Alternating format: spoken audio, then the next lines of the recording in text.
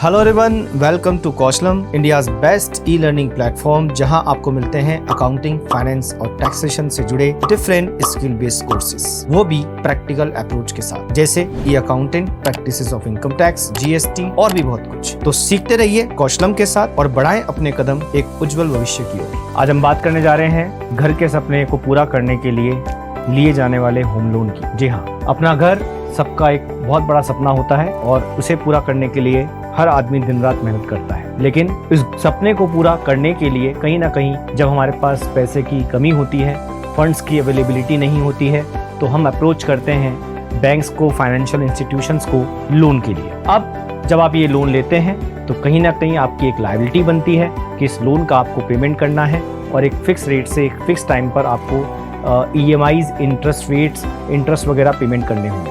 क्योंकि ये एक बहुत बड़ा डिसीजन है, इसलिए इस डिसीजन को लेते समय आपको किन फैक्टर्स को ध्यान रखना है, आज इसी के बारे में हम बात करने जा रहे हैं। तो हम आपको दे रहे हैं होम लोन गाइड, ताकि आप आगे जब भी अपने लिए कोई हाउसिंग लोन लें तो आप इन बातों का ध्यान जरूर रखें। चलिए, सबसे पहले हम समझते हैं कितने तरह के हाउसिंग लोन होते हैं, होम लोन होते हैं, जो आप एक बैंक से अप्रोच कर सकते हैं, ले सकते हैं। आप लोन ले सकते हैं होम परचेज लोन, जो घर बनवाने के लिए या घर खरीदने के लिए हो सकता है। होम इम्प्रूवमेंट लोन, जो कि एग्जिस्टिंग आपके जो मकान है उसे एक्सटेंड कराने के लिए, बड़ा करने के लिए या और आगे बनवाने के लिए, रिपेयर करवाने के लिए, रिनोवेशन के लिए आप बैंक से ले सकते हैं। होम कंस्ट्रक्शन लोन, आप अपने घर को बनवाने के लिए भी नया, अगर आपने कोई लैंड या प्लॉट खरीदा है, उसे आपको बनवाना है, कंस्ट्रक्शन करवाना है, उसके लिए लोन ले सकते हैं। आप होम कन्वर्जन लोन भी ले सकते हैं, मीन्स ऑलरेडी आपका एक लोन चल रहा है और मकान आपने पहले भी लिया था और फिर आप एक नया एडिशनल हाउस लेना चाहते हैं, मकान लेना चाहते हैं और उसके लिए आप एक नया लोन लेना चाहते हैं और आप चाहते हैं कि जो पुराना लोन है वो उस नए लोन के साथ जुड़ जाए, मर्ज हो जाए, तो उसके लिए आप जो लोन लेते हैं उसे हम होम कन्वर्जन लोन कहते हैं। एक है लैंड परचेज लोन, मीन्स ज़मीन खरीदने के लिए भी आप लोन ले सकते हैं। एग्रीकल्चर लैंड के अलावा आप बाकी किसी और पर्पज़ के लिए अगर आप कोई ज़मीन, कोई भूमि खरीदना चाहते हैं, लैंड खरीदना चाहते हैं, तो उसके लिए जो लोन लेंगे उसे हम लैंड परचेज लोन कहते हैं। ब्रिज लोन क्या होता है, जैसा कि इसका नाम है कि आप जब कोई लोन या कोई नया मकान खरीदने जा रहे हैं और उसके लिए आपने अपना पुराना मकान, जो एग्जिस्टिंग मकान है, उसको बेच दिया है, लेकिन नया मकान खरीदने के लिए जो फंड्स आपको रिक्वायर्ड है, जो पैसा आपको चाहिए, वो कम पड़ रहा है, तो रिमेनिंग अमाउंट के लिए आप बैंक से अप्रोच करते हैं, पैसा लेते हैं, तो उसे हम ब्रिज लोन कहते हैं। तो मतलब जो डिफरेंस का अमाउंट है वो लोन आपको बैंक दे देता है। ये एक तरीके का शॉर्ट टर्म लोन होता है। हाँ जी, नेक्स्ट है बैलेंस ट्रांसफर होम लोन। कई लोग अपना पुराना लोन ट्रांसफर करना चाहते हैं क्योंकि वो उन्होंने महंगी इंटरेस्ट रेट पे लिया हुआ होता है और अगर बाद में उन्हें सस्ती रेट पे इंटरेस्ट पे लोन मिल रहा होता है तो वो क्या करते हैं कि पुराने लोन को क्लोज करके नया लोन ले लेते हैं। इस तरह के लोन को हम कहते हैं बैलेंस ट्रांसफर होम लोन। एक होता है स्टैम्प ड्यूटी लोन। अगर आपने मकान खरीदा है, उसकी रजिस्ट्री करवाई है, तो रजिस्ट्री कराने के लिए स्टैम्प ड्यूटी देनी पड़ती है और स्टैम्प ड्यूटी पर जो पैसा आपको चाहिए उसके लिए अगर आप लोन लेते हैं तो स्टैम्प ड्यूटी लोन है। इसके बाद है रिवर्स मॉर्गेज लोन। ये एक नया तरीके का लोन है जिसमें ये स्पेशली सीनियर सिटीजन्स के लिए एक तरीके की फैसिलिटी है जिसमें सीनियर सिटीजन अपने मंथली खर्चों को पूरा करने के लिए बैंक से लोन ले सकते हैं। इसमें करना क्या होता है, नॉर्मली आप क्या करते हैं कि बैंक को एक जो मकान आप लेते हैं, मकान या कोई घर आप ले रहे हैं और घर के लिए आप जो लोन लेते हैं, तो जैसे जैसे आप लोन चुकाते जाते हैं घर आपका होता जाता है। जब तक आप लोन का पूरा पेमेंट नहीं कर देते, मकान की ओनरशिप बैंक के पास रहती है। यह है रिवर्स मॉर्गेज लोन। यहाँ क्या होता है, आप अपने मकान के दम पर, मकान जो आपके पास ऑलरेडी है, मकान के आप ऑलरेडी ओनर हैं, उस मकान के बेस पर आप बैंक से मकान गिरवी रखवा कर आप बैंक से लोन लेते हैं और बैंक आपको आपके मंथली खर्चों के लिए एक फिक्स अमाउंट हर महीने देता जाता है ताकि आप अपनी खुद के जो पर्सनल खर्चे हैं, आपकी ज़रूरतें हैं, उसे पूरा कर सकें। तो इस तरह के लोन को रिवर्स मॉर्गेज लोन कहते हैं। धीरे धीरे बैंक आपके मकान का मालिक बनता जाता है जैसे जैसे वो आपको पैसा देता जाता है। तो ये हमने समझा कितने तरह के लोन या किस तरह के लोन्स बैंक हमें देते हैं। अब हम बात करते हैं एलिजिबिलिटी क्राइटेरिया, मतलब लोन लेने के लिए आप एलिजिबल हैं कि नहीं, ये आप कैसे चेक करेंगे। तो देखिए, बैंक जब आपको लोन देता है तो कुछ क्राइटेरिया जो वो चेक करता है कि आप लोन लेने के लिए एलिजिबल हैं कि नहीं। उसमें सबसे पहले होता है आपकी इनकम।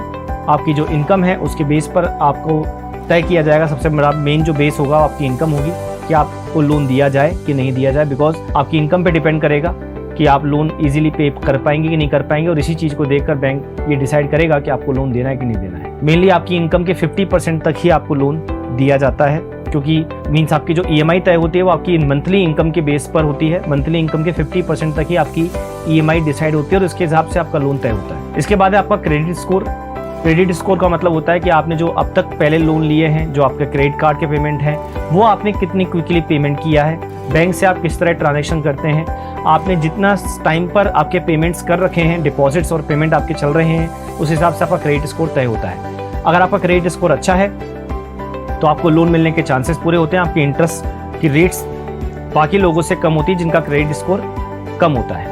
और अगर आपका क्रेडिट स्कोर अच्छा नहीं है, आपके कुछ चेक बाउंस हुए हैं या आपने कहीं ना कहीं पहले अपने EMIs में आपके क्रेडिट कार्ड के पेमेंट में डिफ़ॉल्ट किया है, तो उस केस में आपका क्रेडिट स्कोर कम होता है और वहाँ बैंक आपको लोन देने से पहले कई बार सोचते हैं। इसके बाद है प्रॉपर्टी की वैल्यू। डेफिनेटली आपका जो लोन है वो आपकी प्रॉपर्टी के वैल्यू पर काफ़ी कुछ डिपेंड करता है। एक मार्जिन रिक्वायरमेंट होता है जो बैंक रखता है अपने पास। मीन्स अगर आपकी प्रॉपर्टी की वैल्यू 10 लाख रुपए है सपोज, तो 10 लाख रुपए तक का बैंक आपको लोन नहीं देगा। वो कहीं ना कहीं मार्जिन रिक्वायरमेंट रखेगा और आपको 70 से 80% तक या 85% तक लास्ट टू लास्ट वो फंडिंग करेगा, वो लोन देगा। मीन्स आपके जो मकान की वैल्यू है, कॉस्ट है, जिसके लिए ऊपर आप लोन लेना चाह रहे हो, उसके 85% तक मैक्स टू मैक्स आपको लोन दिया जाता है। तो ये भी आपके डिपेंड करता है कि आपके पास पहले से मकान है या जिस मकान के लिए आप लोन ले रहे हैं उसकी वैल्यू कितनी है। अब बात करते हैं इंडिया में एक बेसिक होम लोन की प्रोसेस क्या है। लोन लेने के लिए आप क्या करेंगे? सिंपल सी बात है, सबसे पहले आप बैंक में सबसे पहला काम करेंगे वो है एप्लीकेशन लगाना। अगर आपको लोन लेना है तो सबसे पहले स्टेप यही है कि आपको बैंक के पास जाना होगा और बैंक में एप्लीकेशन फाइल करनी होगी और जिस असेट पर आप लोन लेना चाह रहे हैं उसके बारे में आपको बताना होगा। इसके बाद बैंक जो है वो फील्ड इन्वेस्टिगेशन या वेरिफिकेशन करेंगे। बैंक के इन्वेस्टिगेशन करने के बाद तीसरी स्टेज होती है जहां पर आपका लोन अप्रूव होता है और लोन अप्रूव होने के बाद आपको साथ ही इशू होता है ऑफर लेटर। अगर आपका लोन अप्रूव हो चुका है तो उसके बाद आपको आपकी EMIs तय की जाती है। आपके होम लोन का अमाउंट तय किया जाता है, उसके बेस पर आपकी EMIs तय होती हैं। EMIs का मतलब है इक्वेटेड मंथली इंस्टॉलमेंट, जो आपको रीपेमेंट करनी है मंथ के हिसाब से। हर महीने जो आपको पैसा वापस लौटाना है इंटरेस्ट के साथ, और इंटरेस्ट की रेटें भी यहाँ तय की जाती है कि इंटरेस्ट की रेट क्या एप्लीकेबल होगी आपके ऊपर। आपकी मंथली EMI कितनी होगी ये आपके लोन के अमाउंट, आपके लोन के पीरियड पर और आपकी इंटरेस्ट रेट पर डिपेंड करता है। आप उसको मैथमेटिकली कैलकुलेट कर सकते हैं और इंटरनेट पर आजकल बहुत सारे कैलकुलेटर हैं, EMI कैलकुलेटर अवेलेबल है, जहाँ पे भी आप अपनी वैल्यूज इंसर्ट करके कैलकुलेट कर सकते हैं कि आपकी मंथली EMI कितनी आएगी लोन की। अब बात करते हैं होम लोन लेने के लिए क्या डॉक्यूमेंट्स आपको रिक्वायर्ड होते हैं। सबसे पहले आपके पर्सनल डॉक्यूमेंट्स की जहाँ तक बात करें, जो लोन बोरोवर है, जो लोन के लिए अप्लाई कर रहा है, उसके पर्सनल डॉक्यूमेंट जैसे पासपोर्ट साइज फ़ोटोज़ लगेंगी।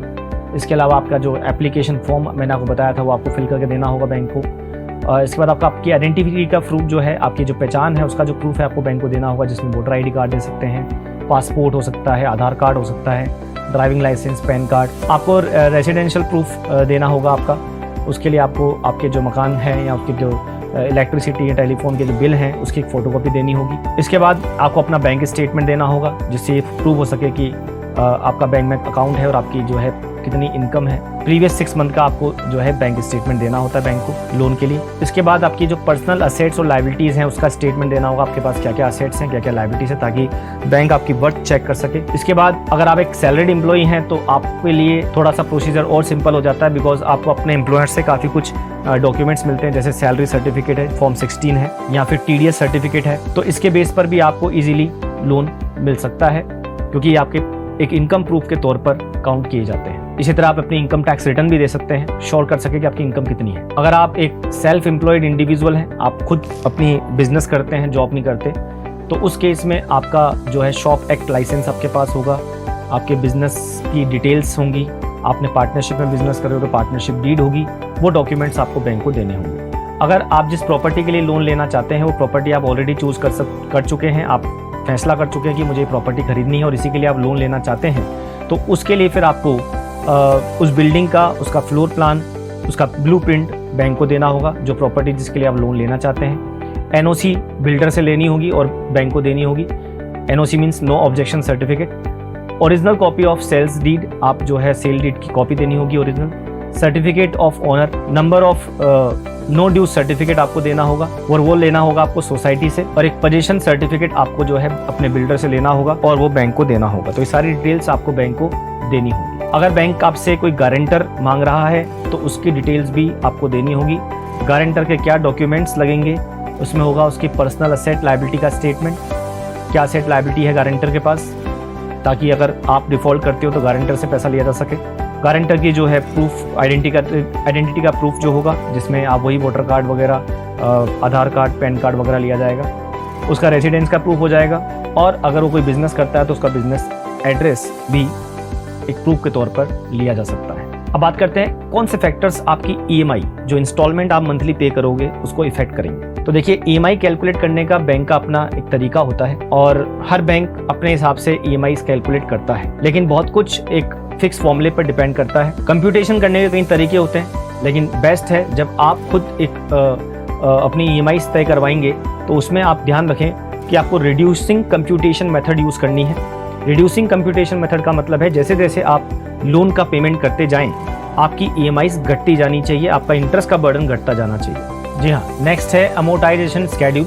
अमोर्टाइजेशन स्केड्यूल जो होता है, ये आपको बताता है कि जो आपका लोन होगा उसका रीपेमेंट जो होगा उसमें कितना आपका इंटरेस्ट होगा और कितना आपका प्रिंसिपल अमाउंट का उसमें कितना आपका प्रिंसिपल अमाउंट होगा, कितना उसमें आपका इंटरेस्ट होगा। ये चीज़ें आपको अमोर्टाइजेशन स्केड्यूल में मिल जाएंगी, जिससे कहीं ना कहीं आपकी ईएमआई के बारे में आप सही अंदाज़ा लगा पाएंगे। इसके बाद इंटरेस्ट की रेट, ईएमआई को तय करने में इंटरेस्ट की रेट भी एक बहुत बड़ा रोल निभाती है, क्योंकि इंटरेस्ट की रेट दो तरह से होती है, एक होती है फिक्स्ड, एक होती है फ्लोटिंग। फ्लोटिंग इंटरेस्ट रेट होती है जो बदलती रहती है as per the RBI quantitative instruments, जो आरबीआई की मॉनेटरी पॉलिसी है उसके हिसाब से जब बैंक अपनी इंटरेस्ट रेट्स को चेंज करते हैं तो आपकी इंटरेस्ट रेट भी जो है वो चेंज होती रहती है, जिसकी वजह से आपकी ईएमआई भी चेंज होती है। अगर इंटरेस्ट रेट्स बढ़ती हैं तो आपकी ईएमआई बढ़ जाती है, और इंटरेस्ट रेट घटती हैं तो आपकी ईएमआई भी कम हो जाती है। और एक होती है फिक्स इंटरेस्ट रेट, जिसमें आपको एक फिक्स रेट से, जिस रेट पर आपने लोन लिया है उसी रेट पर एक फिक्स ईएमआई हर महीने आपको पे करनी होती है। तो जब आप लोन लेते हैं तो आपको ये तय करना होता है कि आप लोन फिक्स इंटरेस्ट रेट पर ले रहे हैं या फ्लोटिंग इंटरेस्ट रेट पर ले रहे हैं। ये आपके ऊपर डिपेंड करता है। बैंक आपको दोनों ऑप्शन देता है। अगर आप फिक्स इंटरेस्ट रेट के लिए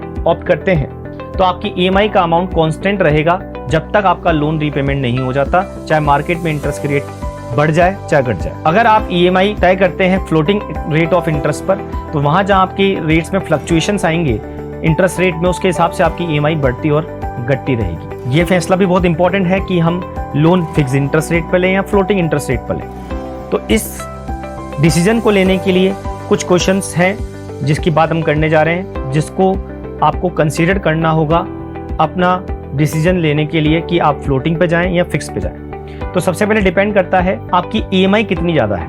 मींस आपने अपना लोन का पीरियड बढ़ाकर आपकी ईएमआई को छोटा करवाया है, या फिर आपने लोन जल्दी रीपेमेंट कराने के लिए आपकी ईएमआई के अमाउंट को बढ़ा रखा है। अगर आपके पास एक पर्सनल डिस्पोजेबल इनकम काफ़ी अच्छी रहती है, मींस आपके पास इतना सफिशिएंट अमाउंट रहता है कि आप इजीली अपने लोन्स टाइम पर पे कर पाएंगे, बड़ा अमाउंट, बड़ी प्रिंसिपल अमाउंट आप पे कर सकते हैं, तो बेटर है आप फिक्स्ड इंटरेस्ट रेट पर लोन लें। अदरवाइज आप फ्लोटिंग रेट को भी चुन सकते हैं, जहां पर आपके लोन का टेन्योर जो पीरियड है वो बहुत बड़ा है। इसके अलावा आपको ये डिसीजन लेते समय देखना होगा क्या फ्यूचर में इंटरेस्ट रेट काफ़ी फ्लक्चुएशन उसमें आ सकता है। अगर बहुत ज़्यादा फ्लक्चुएशंस आ रहे हैं इंटरेस्ट रेट में और आपको लगता है कि इंटरेस्ट रेट आगे जाके बढ़ जाएंगी या कम हो जाएंगी, तो उसके हिसाब से फिर आपको डिसीजन लेना है कि फ्लोटिंग रेट ज़्यादा बेटर रहेगी या फिक्स रेट। इसके लिए आप कुछ बैंकिंग फील्ड के प्रोफेशनल से भी कुछ इन्फॉर्मेशन ले सकते हैं, कुछ एक्सपर्ट से जो है आप राय ले सकते हैं, एडवाइस ले सकते हैं कि आपको फिक्स रेट के साथ जाना चाहिए या फ्लोटिंग रेट के साथ। जैसे अगर इंटरेस्ट रेट आपको लगता है कि फ्यूचर में कम हो जाएगी तो उस केस में आपको फ्लोटिंग रेट्स को जो है लेना चाहिए, और अगर आपको लगता है इंटरेस्ट रेट बढ़ने वाली हैं फ्यूचर में तो बेटर है आप फिक्स रेट के साथ जाएं, ताकि आपकी ईएमआई फिक्स रहे और आपके ऊपर एडिशनल बर्डन ना आए। फिर आप ये देखिए कि आप फ्लक्चुएशंस को अफोर्ड कर सकते हैं। मीन्स अगर आपने पहले से प्री प्लान कर रखा है कि मेरी एक फिक्स इनकम जो होती है और उसमें से मैं एक पार्ट हर महीने अपनी इंटरेस्ट का या प्रिंसिपल ईएमआई का देता रहूँगा, तो आप हमेशा फिक्स रेट के साथ जाते हैं कि आप ज़्यादा चेंजेस नहीं चाहते हैं। और अगर आप फ्लक्चुएशंस को अफोर्ड कर सकते हैं इजीली कि ठीक है अगर ईएमआई का अमाउंट बढ़ भी गया घट भी गया तो कोई खास फर्क नहीं पड़ता, तो उस केस में आप फ्लोटिंग इंटरेस्ट रेट को भी अडॉप्ट कर सकते हैं, क्योंकि उस केस में आपको फ़ायदा भी है नुकसान भी है। रिस्क है कि अगर रेट कम हो गई तो आपकी ईएमआई कम हो जाएगी, और अगर रेट बढ़ गई तो आपकी ईएमआई बढ़ जाएगी। इसके बाद डिपेंड करता है आप अगर अपने लोन का प्री पेमेंट कर देते हैं तो उस केस में आपको फ्लोटिंग रेट के साथ जाना चाहिए, और अगर नहीं तो आप फिक्स रेट को अडॉप्ट कर सकते हैं। मतलब जहाँ पर पीरियड जितना ज़्यादा हो, बड़ा हो, वहाँ फिक्स रेट अडॉप्ट करनी चाहिए, और जहाँ पीरियड छोटा है वहाँ आप फ्लोटिंग रेट के साथ जा सकते हैं।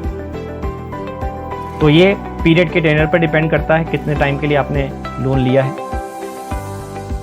शॉर्ट पीरियड के लिए हमेशा हम एडवाइस करेंगे फ्लोटिंग रेट, और लॉन्ग पीरियड के लिए एडवाइस किया जाता है हमेशा फिक्स रेट। चलिए अगली बात आपको जो तय करनी है वो है किस तरह आप अपने लिए सही लोन का चयन डिसीजन ले सकते हैं, डिटरमाइन कर सकते हैं कि आपके लिए सही लोन क्या है, उसका पीरियड क्या है। मेनली हम बात करें यहाँ पे पीरियड की। देखिए, अगर आप चाहते हैं कि आप अपने रिटायरमेंट से पहले ही फ्री हो जाएं इस लोन की लायबिलिटी से, तो बेटर है आप थोड़ा सा अपना लोन इस तरह प्लान करें कि आपके रिटायरमेंट से पहले आपकी सैलरी या आपकी फिक्स इनकम में से आपका लोन पे हो जाए, रीपे हो जाए, और आप अपनी रिटायरमेंट की एज तक उस लोन से फ्री हो जाए। इसलिए बैंक्स अधिकतर आपको अप्रोच करते हैं 5 to 20 ईयर्स तक के लोन के लिए, और आप बैंक के हिसाब से नहीं, अपने हिसाब से डिसीजन ले सकते हैं कि आपकी इनकम क्या है, आपकी रिटायरमेंट एज क्या है, आपकी लोन लेते टाइम एग्जिस्टिंग एज क्या है। इसके बाद आप तय करें कि आपको लोन कितने टाइम के लिए लेना है। अगर आप चाहते हैं कि EMI छोटी रहे तो आप लंबे समय के लिए लोन लेंगे, और अगर आप चाहते हैं कि जल्दी से लोन से फ्री होना है, बड़ी EMI, हाई EMI रखकर भी हम उसका पेमेंट कर सकते हैं, तो आप शॉर्ट पीरियड में अपना लोन तय कर सकते हैं और शॉर्ट पीरियड के साथ जा सकते हैं। अब आता है कैसे आप लोन लेते समय पैसा बचा सकते हैं, सेव कैसे कर सकते हैं। अब आप सोचेंगे कि यहाँ पैसे बचाने की बात कहाँ से आ गई, तो हम यहाँ बात कर रहे हैं प्रोसेसिंग फीस की, क्योंकि बैंक जब आपसे लोन देता है आपको, तो आपसे कई तरह के चार्जेस फीस भी लेता है, जिसे हम प्रोसेसिंग फीस मेनली कहते हैं। कई तरह के बैंक अलग अलग प्रोसेसिंग फीस लेते हैं, अलग अलग बैंकों के अलग अलग ऑफर होते हैं। इसलिए जब भी आप किसी बैंक से होम लोन वगैरह के लिए अप्रोच करें, तो सबसे पहले आप ये देखें कि बैंक आपसे क्या चार्ज कर रहा है। ये जो प्रोसेसिंग फीस होती है, आपके लोन के अमाउंट का एक फिक्स परसेंटेज होता है जो बैंक आपसे चार्ज करता है। कई बार बैंक बहुत कम इंटरेस्ट रेट या बहुत कम प्रोसेसिंग रेट चार्ज करते हैं, और कई बार बहुत ज़्यादा रेट चार्ज करते हैं। अलग अलग बैंक अलग अलग तरह से प्रोसेसिंग फीस लेते हैं। इसलिए आप किस बैंक से लोन ले रहे हैं, और अगर कोई दूसरा बैंक या दूसरे ऑप्शंस आपके पास अवेलेबल हैं, तो आपको ज़रूर चेक करना चाहिए, और चेक करते समय प्रोसेसिंग फीस को भी एक फैक्टर कंसीडर करना चाहिए। तो जहाँ आपसे आपको सस्ते में लोन मिल रहा है, प्रोसेसिंग फीस कम लग रही है, वहाँ से आपको सिलेक्ट करना चाहिए कि आपको लोन लेना है। इसी तरह आप ये देखें कि आप जो EMI पे कर रहे हैं उसका ब्रेकअप देखें, उसमें कितना आप इंटरेस्ट दे रहे हैं, कितना आप प्रिंसिपल दे रहे हैं, क्योंकि आप ज़्यादा चाहेंगे कि प्रिंसिपल जल्दी से जल्द पेमेंट हो आपका, तो आप कहीं ना कहीं इंटरेस्ट का जो बर्डन है वो कम कर पाओ। अगर आपके पास कहीं पहले से बैंक की तरफ से ऑफर आए हुए हैं लोन के लिए, जिसमें आप एलिजिबल थे, बैंक आपको ऑफर कर रहा था, तो डेफिनेटली अगर आपके पास ऐसे कुछ क्रेडिट हिस्ट्री पड़ी है, तो आप उसका फ़ायदा उठाएं, ताकि आपके इंटरेस्ट की रेट कम आए और आपका लोन भी जल्दी से प्रोसेस हो जाए। और लास्ट में ये आपको एडवाइस किया जाता है कि आप ज़्यादा से ज़्यादा डाउन पेमेंट दें, क्योंकि जितना ज़्यादा आप डाउन पेमेंट देंगे, आपकी जो इंटरेस्ट की लायबिलिटी है वो कम आएगी, क्योंकि बैंक सबसे ज़्यादा इनिशियली आपसे जो इंस्टॉलमेंट या जो डाउन पेमेंट लेंगे, उसमें मेजर जो अमाउंट होगा वो उनके इंटरेस्ट का होगा। मीन्स जो अमाउंट आप पे करेंगे वो इंटरेस्ट में काउंट हो जाएगा। इसलिए बेटर है कि आप जितना ज़्यादा हो सके उतना ज़्यादा डाउन पेमेंट दें, ताकि आपके जो इंटरेस्ट की लायबिलिटी है वो कम हो सके। अगला है आप कैसे कंपेयर करें कि डिफरेंट जो बैंक्स हैं, जो फाइनेंशियल इंस्टीट्यूशन हैं, किससे लोन लिया जाए। तो जैसे मैंने आपको बताया, आप प्रोसेसिंग फ़ीस को बेस ले सकते हैं, आप इंटरेस्ट के रेट को बेस ले सकते हैं, और उनकी टर्म्स एंड कंडीशन को बेस ले सकते हैं। जिस बेस पर वो आपको लोन दे रहे हैं, वो आपको कितना % तक जो असेट की वैल्यू है, आपकी प्रॉपर्टी की वैल्यू है, उसका कितना % तक लोन प्रोवाइड करा रहे हैं। ये सब कंपैरिजन के पॉइंट्स होंगे, जिसके बेस पर आप डिसीजन लेंगे कि आपको किस फाइनेंशियल इंस्टीट्यूशन या बैंक से लोन लेना है। चलिए बात करते हैं, ये तो हो गई बात लोन लेने की। अब रीपेमेंट के क्या ऑप्शंस हैं। जब आप लोन लेते हैं तो टॉपिक चुकाना भी है आपको, तो उसके लिए क्या क्या ऑप्शंस आपके पास अवेलेबल है। तो देखिए, इसमें सबसे पहले होता है step up plan. Step up plan का मतलब होता है जैसे जैसे आपकी इनकम बढ़ती है, वैसे वैसे आपकी लोन की EMI बढ़ती है। जी हाँ, ये लोन अधिकतर उन लोगों के लिए होता है जिसमें जो यंगस्टर्स हैं, जिन्होंने अपना करियर अभी स्टार्ट ही किया है, जिनकी इनकम अभी इनिशियली इतनी ज़्यादा नहीं है और उन्हें ज़्यादा लोन की ज़रूरत है। तो बैंक्स क्या करते हैं, इन्हें एक स्टेप अप प्लान देते हैं, जिसमें इनिशियली उनके जो रीपेमेंट, जो EMIs हैं वो कम होती हैं, और जैसे जैसे उनकी इनकम बढ़ती जाती है, वैसे वैसे उनकी EMI भी बढ़ती जाती है। तो इसे कहते हैं स्टेप अप प्लान। एक होता है स्टेप डाउन प्लान। जैसा कि इसका नाम है, यहाँ आपकी जो EMI है वो आपकी इनकम के साथ साथ घटती जाएगी। मीन्स ये जो लोन है जैसे जैसे मैच्योर होता जाएगा, जैसे जैसे आप पे करते जाओगे, आपकी EMI जो है वो डिक्रीज होना स्टार्ट कर देगी। अधिकतर ये लोन उनको दिया जाता है जिनके पास एक स्टेबल इनकम है, और जिन लोगों के पास स्टेबल इनकम है वो ये लोग ऑप्शन चूज़ करते हैं स्टेप डाउन प्लान।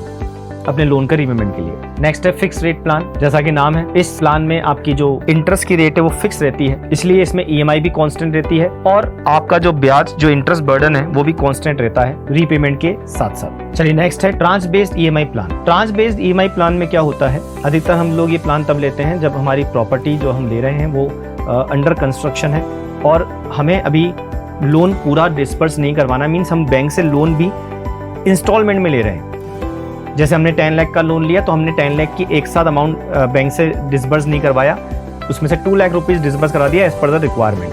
अब हम ये चाहते हैं कि हमारा ब्याज जो हमारी इंटरेस्ट की लायबिलिटी है वो भी एज पर द डिस्बर्स जो अमाउंट है उसके ऊपर ही आए, तो ऐसी ईएमआई कहलाती है ट्रांच बेस्ड ईएमआई प्लान। इसमें क्या होता है, इसमें आप ईएमआई जो अपनी डिसाइड करते हैं उसका जो टोटल अमाउंट है 2 लाख रुपीज़, उसके हिसाब से आप ईएमआई डिसाइड कर सकते हैं, ताकि आप ये चाहते हैं कि आपका जो ईएमआई का पोर्शन जो जा रहा है, पेमेंट जो जा रहा है, उसमें प्रिंसिपल अमाउंट ज़्यादा पे हो और इंटरेस्ट का बर्डन कम हो। इसलिए आपके जैसे ही फर्स्ट इंस्टॉलमेंट डिसबर्स होती है, बैंक आपको पहला इंस्टॉलमेंट देता है लोन का, आप ईएमआई अपने पूरे लोन के हिसाब से पे कर सकते हो, चाहे आपको पूरा लोन अभी तक बैंक से मिला भी नहीं हो, लेकिन आपकी ईएमआई पूरे लोन के हिसाब से कैलकुलेट हो सकती है। तो इस तरह के अगर प्लान को आप चूज करते हैं तो उसे ट्रांच बेस्ड ईएमआई प्लान कहते हैं। नेक्स्ट है एक्सेलरेटेड प्लान। जैसा कि इसका नाम है, आपकी जैसे ही इनकम ज़्यादा हो जाती है, बढ़ जाती है, आपकी सेविंग्स बढ़ जाती है और आप चाहते हैं कि अगर मेरे पास पैसा पड़ा है तो आप उस पैसे से उस लोन की लायबिलिटी को घटाना चाहते हैं, लोन पे करना चाहते हैं, तो ऐसा आप एक्सेलरेटेड प्लान में कर सकते हैं। जी हाँ, ये इंडिया में बहुत फेमस प्लान है जहाँ पर लोग अपनी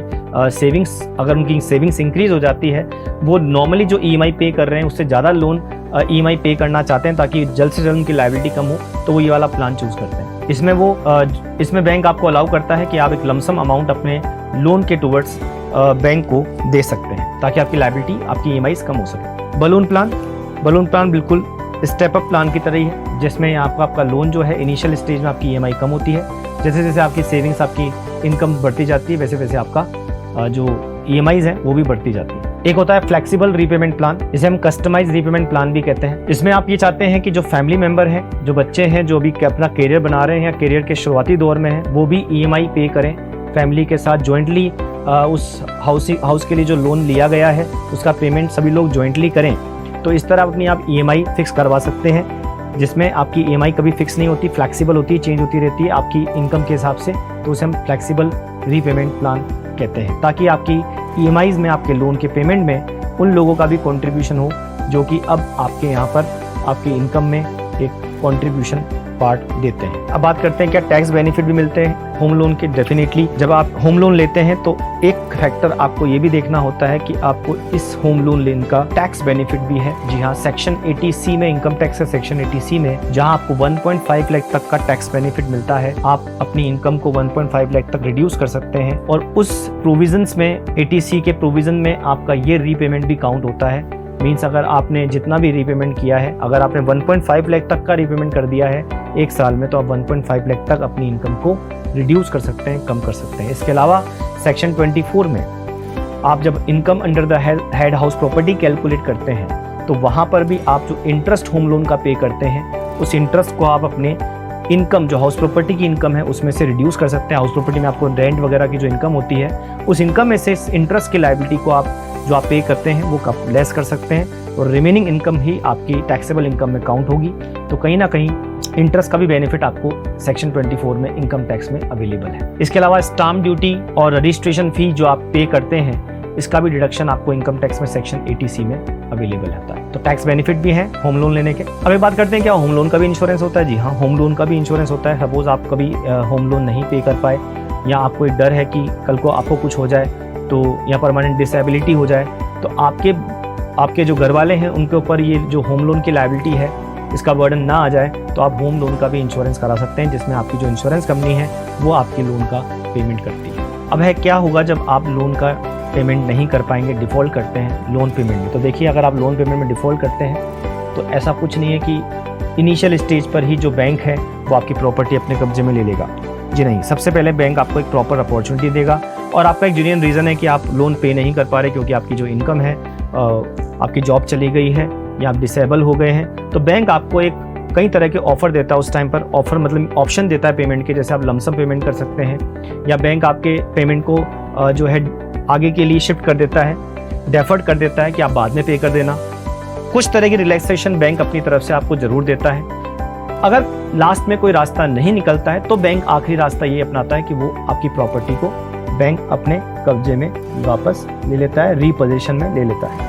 नेक्स्ट हमारे पास एक ऑप्शन और होता है, जब हम लोन लेते हैं तो हमारे दिमाग में चीज़ और आती है, वो है कि क्या हमें अपने होम लोन को स्विच कर देना चाहिए, क्या वो हमारा एक स्मार्ट मूव रहेगा, सही फैसला रहेगा। तो मैं आपको बता दूं, अगर आप इनिशियल स्टेज में हैं और आपने अभी लोन लिया ही है तो आप उस समय अपने होम लोन से स्विच कर सकते हैं, मतलब वापस हट सकते हैं, लोन का रीपेमेंट कर सकते हैं बैंक को वापस से। लेकिन अगर आप 5-7 साल आपको हो चुके हैं लोन लिए हुए और इसके बाद आप सोच रहे हैं स्विच करने की, तो मेरे ख्याल से बेस्ट ऑप्शन नहीं होगी। आपने इनिशियल स्टेज में एक अच्छा खासा इंटरेस्ट बैंक को दे दिया है, अब आपका लोन लगभग जैसे काफ़ी कुछ रीपेमेंट हो चुका होगा 5-7 साल तक, तो अब आपका जो इंटरेस्ट है वो रिड्यूस होता जाएगा, क्योंकि आपका जो EMI है, जो आपका प्रिंसिपल अमाउंट है, वो भी क्या होता जा रहा है, रिड्यूस होता जा रहा है। तो बेटर है, अगर आप इनिशियल स्टेज में लोन स्विच करना चाहते हैं तो आप कर सकते हैं, लेकिन बाद में अगर आप आ गए हैं 5-7 साल में को निकल चुके हैं लोन लिए हुए, तो फिर बेटर है आप उस लोन को कंटिन्यू करें। अब अगला क्वेश्चन है, क्या हम एक लोन के बाद दूसरा लोन भी ले सकते हैं सेकंड हाउस खरीदने के लिए, सेकंड होम के लिए? जी हाँ, बिल्कुल ले सकते हैं। ये आपके इनकम सोर्सेज पे डिपेंड करता है। अगर आपके इनकम सोर्स इतने स्ट्रॉन्ग है जिससे आप फर्स्ट और सेकंड दोनों लोन पे कर सकते हैं, तो आपको कोई दिक्कत नहीं है, बैंक भी आपको इजीली लोन दे देगा। आपके पास मेनली आपकी जो EMIs हैं वो आप टाइमली पे कर रहे हैं, आपकी जो इनकम है वो अच्छी है, मीन्स इतनी है कि आप इजीली अपनी EMIs अपने लोन पे कर सकते हैं, तो आप सेकंड लोन भी ले सकते हैं। अब आखिरी एक क्वेश्चन की ओर बात करते हैं, क्या जिस प्रॉपर्टी पे हमने लोन ले रखा है उसे हम बेच सकते हैं? जी हाँ, उसे आप जब चाहें बेच सकते हैं, चाहे आपने अभी तक लोन का रीपेमेंट नहीं किया हो तब भी उसको आप बेच सकते हैं। इसके लिए आपको क्या करना होगा, एक बैंक से एक लेटर लेना होगा, मीन्स एक कंसेंट लेनी होगी, जिसमें आपको बताना होगा कि आपका लोन का अमाउंट ये ड्यू चल रहा है और अब आप इस लोन को बेचने, इस प्रॉपर्टी को बेचने जा रहे हैं। तो आपको सबसे पहले अपने बैंक को ये बात बतानी होगी। दूसरा, आपका जो बायर है, जो आपकी प्रॉपर्टी खरीदना चाहता है, आप उस बायर को कह सकते हैं कि इस प्रॉपर्टी पे लोन चल रहा है और वो लोन आप बैंक को डायरेक्टली पे कर दीजिए। अगर बायर खुद भी लोन लेकर प्रॉपर्टी खरीद रहा है आपकी, तो वो अपने जो बैंक है जिससे वो लोन ले रहा है वो उससे रिक्वेस्ट कर सकता है कि उसका जो लोन अमाउंट है उससे डायरेक्टली उस बैंक को उस लोन का पेमेंट कर दिया जाए जो पहले से चल रहा है। ये प्रोसेस और भी सिंपल हो जाती है जब बायर और सेलर दोनों के जो लेंडर हैं, जो बैंक हैं जिनसे उन्होंने लोन लिया है, वो सेम है, क्योंकि वो आपस में सेटल कर लेते हैं। तो ये थी जानकारी, information regarding basics of housing finance. जब आप अपने घर के लिए लोन लें तो आप किन बातों का ध्यान रखें, ये सब कुछ हमने यहाँ पर कवर किया।